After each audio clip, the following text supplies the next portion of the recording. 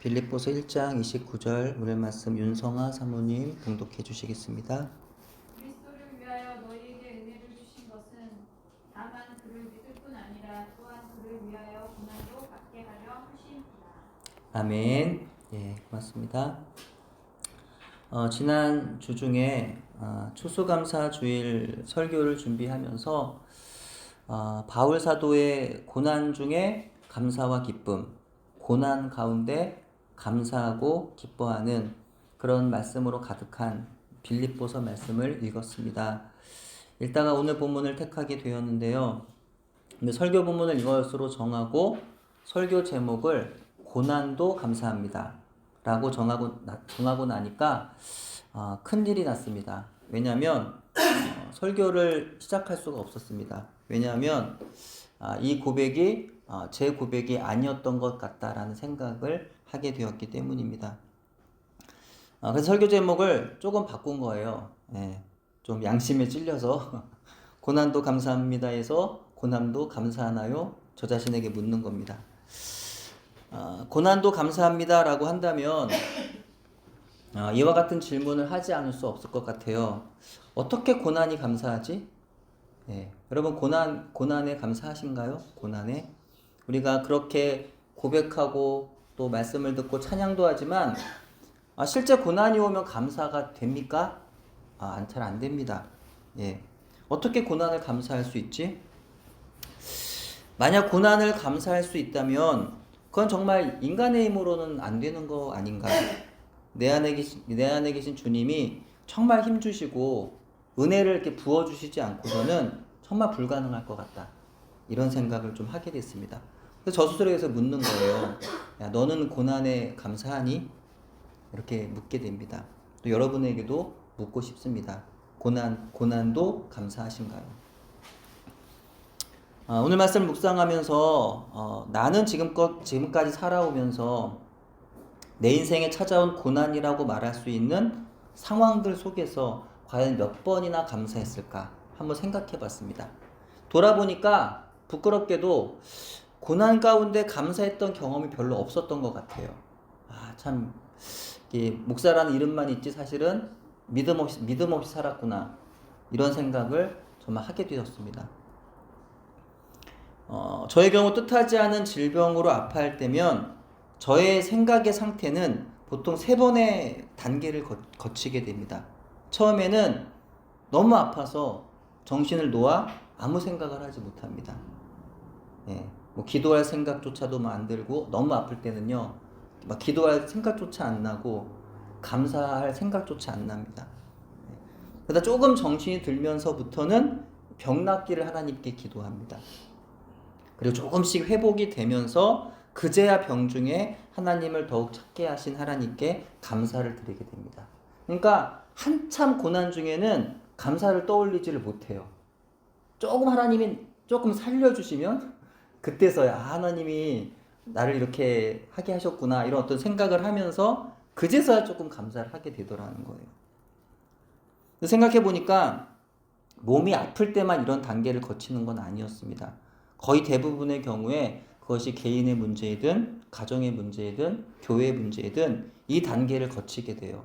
처음에는 내가 해결하기 힘든 문제 앞에서 정신을 놓습니다.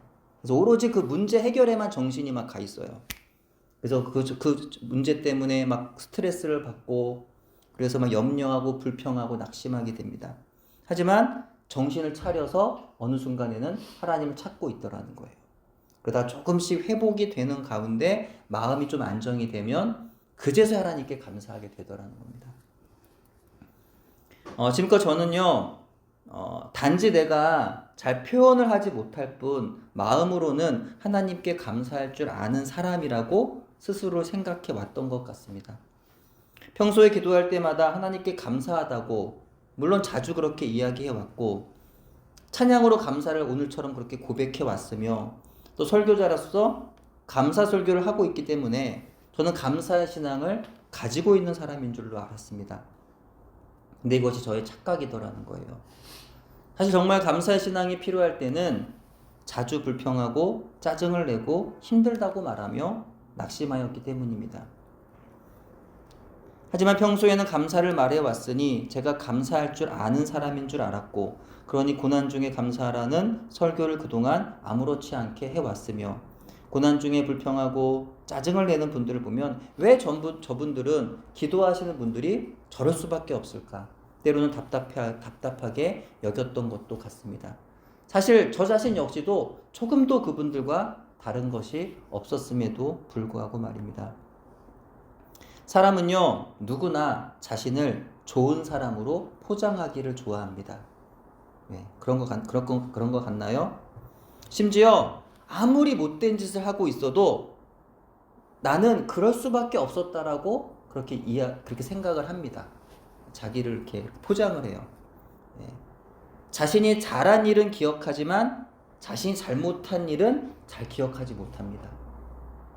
심지어 불평과 짜증을 일삼으면서 그것이 얼마나 큰 죄인지를 모르고 불평할 만하니까 혹은 너 때문에 상대방 때문에 나의 불평이나 짜증이 나올 수밖에 없었다라고 하면서 나의 그런 행동에 대해서 크게 신경 쓰질 않습니다. 당연히 그래도 되는 줄 알았습니다. 그러다 보니까 자기 자신이 어떤 사람인지를 정확히 진단하지를 못하더라는 거죠. 저 역시도 그렇습니다. 전 제가 감사의 신앙을 가진 사람인 줄 알았어요. 근데 이번에 말씀을 준비하면서 그렇지 않다는 걸 좀 깨닫게 됐습니다. 어려움이 찾아오면은요, 제 입에도 불평이 나옵니다. 힘들다는 말이 나옵니다. 하루속히 그 어려운 상황에서 건져달라고 하나님께 기도했지 그때 감사를 고백하지는 못했습니다. 찬양은요, 오늘도 그런 찬양했죠. 그리 아니하실지라도 감사해요. 네, 정말 그리 아니실지라도 여러분 감사하십니까? 그렇게 자주 그런 찬양을 불렀으면서도 정작 내가 살아가는 동안에는 그렇게 살지를 못했다는 거예요. 평소에 찬양을 부르고 감사를 말했다고 해서 어려운 중에도 정말로 찬양하고 실제로 감사했던 것은 아니었더라는 것. 저의 찬양과 감사는 찬양할 상황과 감사할 상황에서만 겨우겨우 찬양하고 감사했던 것이었습니다. 그렇기 때문에 고난도 감사합니다라는 설교를 전 할 수 없는 사람이지만 그러나 그렇기 때문에 더욱 저와 여러분은 진짜 감사의 사람이 되기 위해서라도 고난도 감사합니다라는 설교로 말씀을 나눌 필요가 있지 않을까라는 생각을 하게 되었습니다. 바울 사도는요, 오늘의 본문 빌립보서 1장 29절에서 말하기를 하나님께서 그리스도를 위하여 빌립보 교회 성도들에게 은혜를 주신 것이 있다고 말했습니다. 성도들에게 은혜롭게 주신 은혜이자 특권이 있었는데 그것이 무엇이냐면 바로 첫째는 예수 그리스도를 믿게 된 것. 그게 그들의 은혜이자 특권이라고 했습니다. 여긴 동의하시죠? 근데 두 번째 하나님께서 그들에게 베푸신 은혜이자 특권이 뭐였냐면 그리스도를 위하여 고난을 당하는 것이라 했습니다. 그리스도를 위해 고난 당하는 것이 그들의 은혜라는 거예요. 특권이라는 거예요. 네. 인내해야 할 것, 인내해야 되는 것, 뭐 참아야 되는 것, 훈련한 그게 아닙니다. 은혜라는 거예요. 특권이라는 거예요. 하나님께서 우리에게 은혜를 주셨습니다. 우리를 위해서 죽으시고 부활하신 예수 그리스도를 위하여 우리에게 은혜를 주셨습니다. 근데 그 은혜가 무엇이냐? 바로 예수 그리스도를 믿게 하셨을 뿐만이 아니라 예수 그리스도를 위하여 고난도 받게 하셨다는 것입니다. 예수를 우리가 믿게 된 것만이 아니라 예수 그리스도를 믿기 때문에 우리가 받게 되는 고난도 은혜이고 특권이라는 것입니다. 다른 말로 하자면 우리에게 주시는 하나님의 은혜는 우리가 예수님을 믿게 되는 것으로 완전하지 않다는 겁니다. 우리에게 주신 하나님의 은혜는 우리가 예수님을 믿게 될 뿐만 아니라 우리가 예수님을 위하여 고난을 받을 때 비로소 완전해진다는 것입니다. 네. 우리는 보통 은혜를 말하면 어떤 걸 은혜라고 말하나요? 먼저는 예수님을 믿게 된 것, 은혜라고 말하죠. 그렇죠? 내가 예수님을 알게 되고 내가 예수님을 믿게 되고 예수님을 섬기게 되고 따르게 된 이 사실이 우린 은혜라고 고백을 합니다. 네. 하나님을 예배하게 되는 것을 은혜라고 말합니다. 예배할 수 있는 예배의 처소를 주신 것을 은혜라고 말하고 예배할 수 있는 시간과 건강과 환경을 허락하신 것을 은혜라고 말합니다. 사랑하는 가족을 주시고 성도들을 주심에 감사하여 은혜를 고백합니다. 모든 문제가 해결이 되고 모든 일이 잘 되면 우리는 은혜를 말합니다. 하지만 예배할 수 없게 만드는 상황, 시간과 건강과 환경이 허락하지 않는 어려운 상황, 가족과 떨어져서 홀로 남거나 성도들이 하나둘 떠나버리는 상황, 여러 가지로 나를 둘러싼 상황들이 좋지 않을 때에도 과연 우리는 은혜를 말할 수 있느냐는 겁니다. 무엇보다 예수 그리스도를 위하여 받는 영광이나 위로가 아니라 예수 그리스도로 인하여 받는 치욕이나 수모를 우리가 은혜라고 말할 수 있느냐는 것입니다. 근데 바울 사도는요, 그것도 은혜라고 말하고 있어요.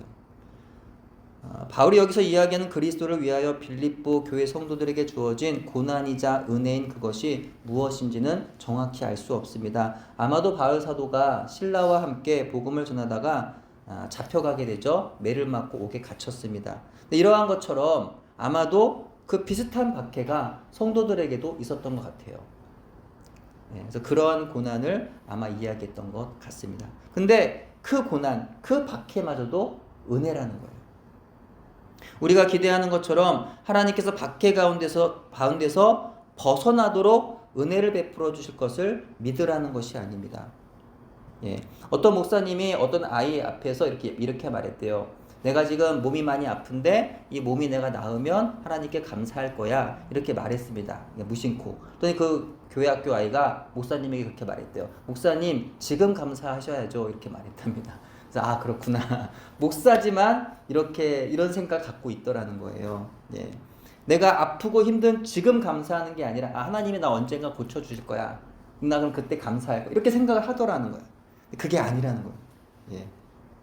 우리가 기대하는 것처럼 어떤 고난, 어떤 어려운 상황, 이 힘든 현실을 벗어나고 나서 그리고 나서 하나님의 그 은혜를 기억하면 감사하는 것이 아니라 그 고난, 그 어려운 상황, 지금 그 현실, 그때 하나님께 감사하라는 거죠. 그 박해 자체가 은혜라는 것이고 그 고난 자체가 감사라는 것입니다. 그렇기 때문에 뒤에 이어지는 바울 사도의 권면은 박해 가운데서 벗어나게 하실 하나님을 바라보아 감사하고 기뻐하며 찬양하라는 것이 아니었습니다. 현재 박해를 겪고 있는 상황 가운데에서 하나님을 바라보아 감사하고 기뻐하며 찬양하라는 것이었습니다. 그래서 바울 사도와 실라는 감옥에서 실제로 하나님께 감사하며 찬양하지 않았습니까?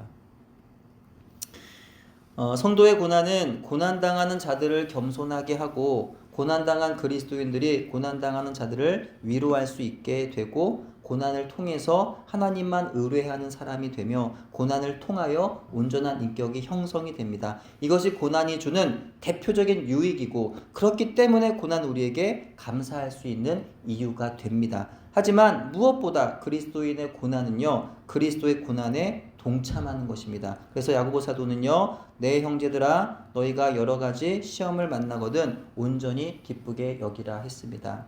예수님은요, 나를 인하여 너희를 욕하고 핍박하고 거짓으로 너희를 거스려 모든 악한 말을 할 때에는 너희에게 복이 있나니 기뻐하고 즐거워하라 하였습니다. 고난을 통해서 어떤 유익이 있어서 좀 전에 말씀드린 여러 가지 그런 유익들, 나로 하여금 겸손하게 만들고 또 내가 당하는 고난으로 인해서 같은 고난을 당한 사람들을 위로하게 만들고 또 고난을 통해서 하나님만 의뢰하는 사람이 되게 하며 또 고난을 통해서 나의 인격이 온전하게 되는 것. 그래서 이 고난을 통한 이 유익이 있기 때문에 그 유익 때문에 기뻐 감사하는 것이 아니라 그 고난 자체, 내가 고난에 참여하고 있다는 그것만으로도, 그 사실만으로도 기뻐하고 감사해야 한다는 것입니다. 갈라디아서 6장 17절입니다. 이후로는 누구든지 나를 괴롭게 하지 말라. 내가 내 몸에 예수의 흔적을 지니고 있노라. 바울은 예수님을 위해서 십자가와 부활의 복음을 전하다가 수없이 많은 그런 고난을 경험했습니다. 자주 옥에 갇혔고 많은 매를 맞았습니다. 심지어 돌에 맞아서 거의 죽을 뻔하였습니다. 바로 그 고난의 흔적이 바울에게는 은혜이고 감사라는 겁니다. 고난을 이기는 최고의 무기는 은혜입니다. 고난도 감사할 수 있는 최고의 비결은 은혜 안에 있습니다. 우리는 예수 그리스도 안에서 구원을 받아 하나님의 자녀가 되었습니다. 또 지금은 구원을 받은 이후에 삶을 살고 있습니다. 우리 이 은혜 안에서 살아가는 것이죠. 이 은혜의 힘으로 우리는 살아갑니다. 이 은혜가 너무 크기 때문에 우리는 고난도 능히 이기며 감사할 수가 있는 것이죠. 고난이 은혜보다 크면 은혜의 보자기로 고난을 감쌀 수 있습니다. 하지만 은혜가 고난보다 커서 고난이 은혜 안으로 들어올 수만 있으면 고난이 무엇이든지 간에 은혜의 지배를 받게 됩니다. 아무리 고난이 크더라도 걱정할 필요가 없다는 거죠. 왜냐하면 은혜가 더 크니까. 그 은혜가 이기게 할 것이기 때문입니다. 여러분의 고난이 크게 다가오십니까? 그래서 감사가 되지 않으십니까? 혹시 고난이 큰 것이 아니라 내 안에 은혜가 작아진 것이 아닙니까? 고난이 크다고 불평하기 전에 내 삶 속에 작아진 은혜를 키워야 할 줄로 믿습니다. 바울도 육체의 가시를 묵상하다가 하나님이 주시는 큰 은혜를 잊었어요. 그래서 바울도 자기도 모르게 아마도 입에서 불평이 나왔던 것 같습니다. 마음에는요, 낙심이 찾아왔습니다. 이 가시만 놓고 묵상을 하다 보니까 내가 뭘 아무것도 할 수 없는 거예요. 이 가시 때문에 복음을 전할 수도 없고, 또 복음을 전하다가 이 성도들이나 불신자들 앞에서 모욕을 당하고, 이런 것 때문에 뭔가 이렇게 정말 하나님을 위해서 내가 뭔가 정말 열심히 할 수가 없는 거예요. 가시를 정말 하나님 빼주지 않으신다면 정말 전도할 수 없는 그런 상황이라고 아마도 바울은 생각했을 것 같습니다. 그래서 하나님께 가시를 빼어달라고 기도했던 거예요. 근데 하나님의 응답은 뭐였어요? 가시를 빼주지 않는다는 것입니다. 그러나 하나님 바울에게 은혜를 회복해 주시겠다라고 말씀하시죠. 바울아, 너는 가시를 묵상하느냐? 내가 내게 준 은혜는 잊어버렸구나. 너는 지금 가시를 생각할 때가 아니라 내가 너에게 준 은혜를 기억할 때란다. 내가 너에게 준 은혜가 이미 넉넉하지 않느냐. 가시 때문에 네가 아무것도 할 수 없는 게 아니라 은혜를 잊어버리면 네가 아무것도 할 수 없는 거란다. 하나님의 능력은 가시가 빠져야만 임하는 것이 아니라 은혜를 기억하는 순간에 임합니다. 은혜를 기억하는 사람은 모든 고난이 사라지고 상황이 좋아져야지만 감사하는 것이 아니라 고난 중에도 감사할 수 있습니다. 날 구원하신 주 감사라는 찬양의 가사 1절은 다음과 같습니다. 날 구원하신 주 감사, 모든 것 주심 감사, 지난 추억 인해 감사, 주 내 곁에 계시네, 향기로운 봄철에 감사, 외로운 가을날 감사, 사라진 눈물도 감사, 나의 영혼 평안해. 이 찬양 1절을 보시면요, 누가 보아도 감사할 만합니다. 하나님 나를 구원하셨다고 하는데 감사하지 않을 이유가 없죠. 그쵸? 주님이 나에게 모든 걸 주셨고 항상 내 곁에 계신다고 하는데 감사하지 않을 이유가 전혀 없습니다. 봄에는 봄대로, 가을에는 가을대로 하나님이 주시는 은혜가 넘치도록 있기에 감사할 수 있어요. 우리의 눈물을 사라지게 하셨기 때문에 무한히 감사합니다. 근데 이 찬양은요, 2절부터 조금씩 우리의 그 이해와 그 공감을 벗어나기 시작합니다. 2절에 찬양하기를 응답하신 기도에 감사하고 거절하신 기도에도 감사하다고 이 찬양의 그 저자는 그렇게 고백을 합니다. 기쁨에 감사할 뿐만이 아니라 슬픔에도 감사하다고 고백을 합니다. 그러니 3절에 이르러서는요, 장미의 가시도 감사하다고 그렇게 고백하고 있습니다. 이것은 무엇을 의미할까요? 첫 번째로 인생에 당하는 고난에는 고난만 있는 경우는 없다는 거죠. 고난이 있는 곳에 반드시 은혜가 함께 있습니다. 아니, 생각해 보면은 고난보다 더 많은 은혜가 우리 가운데 있다는 것이죠. 우리 인생에는 받은 은혜가 헤아릴 수 없이 많다는 거예요. 감사하고 또 감사할 이유로 우리 인생은 가득하다는 겁니다. 우리가 경험하는 고난이라는 것을 충분히 덮고도 남을 은혜가 우리에게 폭포수와 같이 쏟아져 내리고 있는 줄로 믿습니다. 근데 우리는 왜 두려워하고 절망하고 염려하며 슬퍼할까요? 그 폭포수처럼 내리고 있는 그 은혜를 은혜로 여기지 않는 거예요. 그렇죠? 당연히 여기는 거고, 그래서 감사하지 못하기 때문입니다. 그리고 고난만 바라보고 가시만 바라보고 묵상하고 있기 때문입니다. 그러면 모든 일이 잘 되고 좋은 일로 가득한 사람이 감사하는 것은 아닌 것 같습니다. 어렵고 힘들어도 감사의 제목이 있다는 것을 인정하고 감사하게 여기는 사람이 감사할 수 있습니다. 정광 목사님의 365일 날마다 감사라는 책에서 6월 7일의 감사에는 항상 감사하십시오라는 글이 있습니다. 이 글에서 목사님은요 이렇게 말씀하고 있어요. 옷이 몸에 좀 끼면 그것은 잘 먹고 잘 살고 있다는 것이니 감사하십시오. 잔디를 깎아야 하고 유리창을 닦고 하수구를 고쳐야 한다면 나에게 집이 있다는 것이니 감사하십시오. 정부에 대한 불평과 불만의 소리가 많이 들리면 그것은 언론의 자유가 있다는 것이니 감사하십시오. 세금을 납부해야 한다면 나에게 할 일이 있다는 것이니 감사하십시오. 아파트 주변에 주차장이 없어서 불편하다면 그것은 나에게 차가 있다는 것이니 감사하십시오. 전기세와 난방비가 많이 나왔다면 그것은 따뜻하게 살고 있다는 것이니 감사하십시오. 세탁물이 많고 다림질할 옷이 쌓였다면 그것은 내게 옷이 많다는 것이니 감사하십시오. 이른 새벽 자명종 소리에 놀라 깼다면 그것은 내가 살아있다는 것이니 감사하십시오. 모임을 가진 후에 치울 것이 많다면 그것은 친구들과 즐거운 시간을 가진 것이니 감사하십시오. 어떠십니까? 여러분 이런 경험 있으신가요? 예, 일이 많아 불평하고 환경이 불편해서 불평하실 때 있지 않습니까? 생각해보면 나를 불편하게 만들던 그것이 나에게 있다는 것만으로도 우리는 감사해야 한다는 사실을 우리는 자주 잊더라는 것입니다. 모임을 가진 후에 치울 것이 많다면 그것은 친구들과 즐거운 시간을 가진 것이니 감사하십시오라는 글이 공감이 됩니다.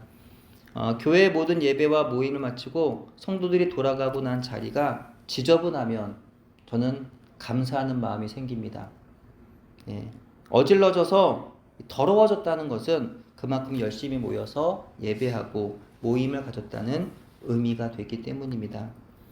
세탁물이 많고 다림질할 옷이 쌓였다면 그것은 내게 옷이 많다는 것이니 감사하십시오 라는 글도 개인적으로 공감이 됩니다.